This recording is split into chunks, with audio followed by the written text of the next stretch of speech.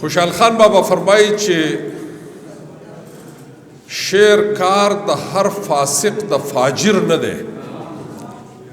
شعر کار د هر فاسق د فاجر نه دی، نه د هر یوه وګسترګي د کنګال. شعر کار یا د سالک یا د مالک دی، د عاشق دی، د دردمند دی، د ابدال او د هغه شاعر دانې وشه په ژبه چې د شعر دردانې پلوري په مال. شاعري د الله تعالی د طرف نه یو ورکړه ده. انجینیر او ډاکټر او پروفیسر او وکیل او دا خو په محنت باندې جوړیږي. شاعري په محنت نه کیږي. شاعري په محنت نه کیږي. شاعري د الله تعالی د طرف نه ورکړه ده. او چې په چا باندې پخوا چې به کله بادشاه وفات شو نو د هغه ښار ټول خلک به یو میدان ته راووته او یو مرغۍ وه، د هغې نوم و همایون ورته وایي. مرغه ته د بازونو یو قسم دی. هغه یې راپرېښو چې د چا په سر به کېناست هغه به باچا شو. نو دا شاعري داسې څیز دی چې دا الله تعالی چاله دا ملکه ورکولو غوښته، بس د هغه په سر هغه شاهین کیني، هغه هما کیني او هغه باچا شي. تاسو که ستړي یې هلکه نو زه به غلی شم. یو ورځ زمونږ یو محترم مشر نواب علي خان یوسفزی صاحب د هغه په کلي کې غم شوی و، د هغه په خپلوانو کې. نو سعدالله جان برق صاحب او عبدالله جان بسمل صاحب، امین الله داودزی صاحب او دا ملګري ټول تلي وو او زه نه وم تلی. نو ما تپوس وکړو د دوی نه چې یاره که د نواب علي خان صاحب د کلي لاره که ښایي چې خپل ګاډی بوځم او که ښه نه نو چې په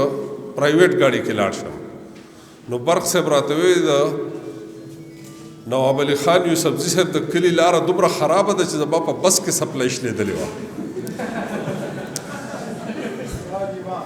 نو ستاسو په ناسته باندې ستړي شوي یې، لږ وخت دی، بس مختصر خبرې زما نه پس نور څوک نشته. مطلب چې ټول ملګري پوره شوي دي. نو ما عرض کو چې شاعري چې ده د الله تعالی هر چاله نه ورکوي. او زمونږ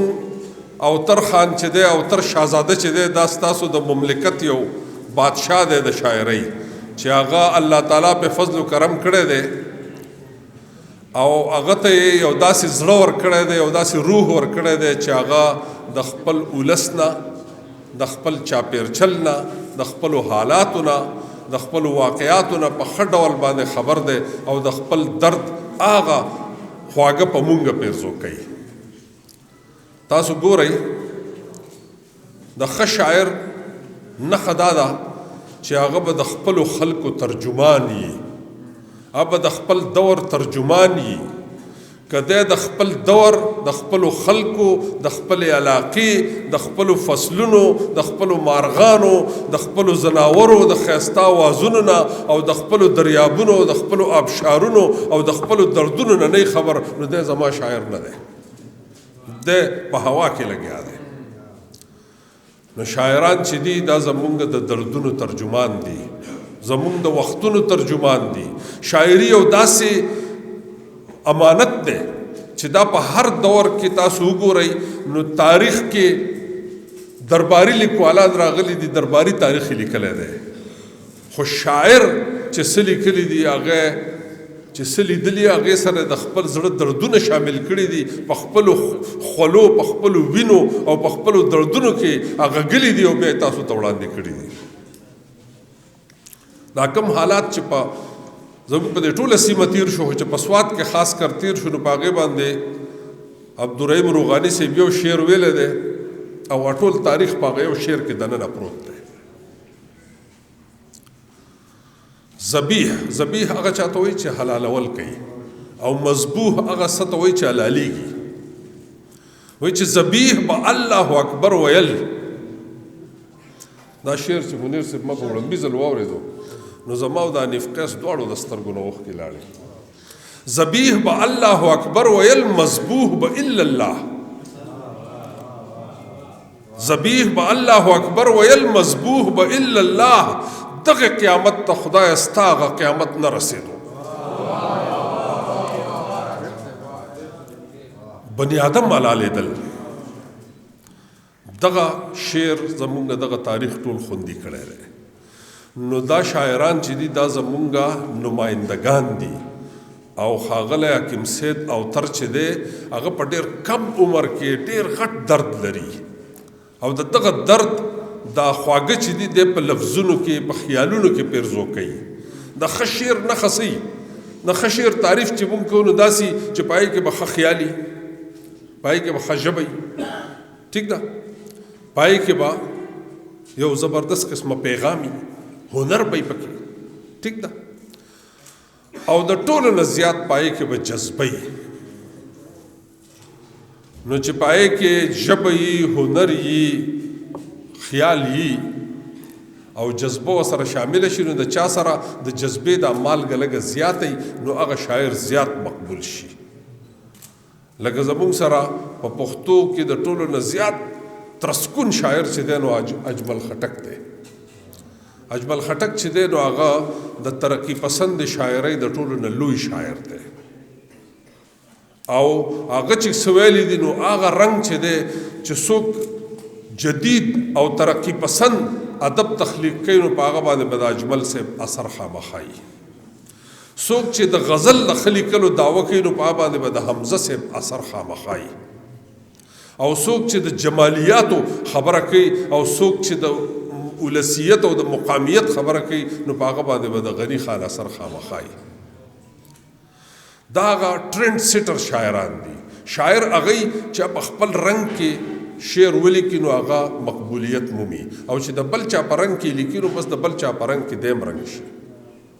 نوي خیالونه نوي رنګونه نوي څیزونه چې پیرزو کوي نو زموږ شاعر دی او په اوتر کې جدید رنګونه ښکاري شاعري هغه وخت پته لګي چې 130 کاله تیر شي 130 کاله پس د شاعر د مقام اندازه کیږي دې کې نه کیږي دا چې د ناوې چې دا مخکتنه ده که نه نو خلک چې ناوې ووایي نو هر څوک یې تعریف کوي بیا خو ناوې وروستو بیا پته لګي چې جنګ ببره څومره ده او ناوې قابله څومره ده پخلی وله څومره ورځي د کور کارونه څومره ورځي نو ناوې په کتو کې ډېره ښایسته ده دا به اوس ورو ورو پته لګي چې د نور کتابونه راځي ژوند یې تېرېږي خو د دې نه اندازه کېږي چې وړمبی قدم یې ښایسته دی تاسو اکثر ګورئ په دې ډرامو کې چېرته څوک داسې سسپنس غوندې کېږي نو پکې شړنګ شړنګ څوک را رواني یا پکې مطلب خپل قدم پکې ښایي صرف چې قدم وښایي نو ده صرف موږ ته قدم ښودلی دی چې هغه ښایسته دی خپې ښایسته دي د هغې نه پس به ورو ورو پته لګي چې نور څنګه ښایسته دی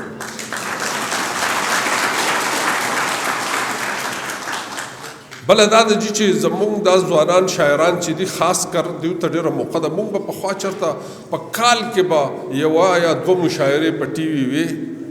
یا به په ریډیو وې په هغې کې به مونږ رالو او خلکو به راته ټول کال یادول چې فلانی شعر دی ویلی و ایوب صاحب ته به یاد هغه زمانه وه او فلانی نظم دی ویلی او اوس خو د هر چا په جیب کې ټي وي او ریډیو خپل پراته دي چې څنګه نشر کوي او کوم ځای ته نشر کوي اعلی معیاري ادب چې دی هغه تخلیق کول چې دي اوس ډېر ګران شوي دي د هغې وجه دا ده چې فیسبوک کې خلک د یو بل په رنګونو کې رنګ کېږي څوک د یو په رنګ کې لګي څوک د بل په رنګ کې لګي نو کوشش کوئ چې خپل رنګ وساتئ او معیار وساتئ کچه سیز چې د ملګرو ته اوروئ ټنګوئ د هغې نه پسې بیا وړاندې کوئ په هغې باندې به تاسو هم عزتمن کېږئ ژبه به هم عزتمن کېږي او قام به هم عزتمن کېږي زه مبارکي ورکوم ښاغلي اوتر ته او څو شعرونه به ورته ووایم د هغې سره به خبرې راټوله کړم او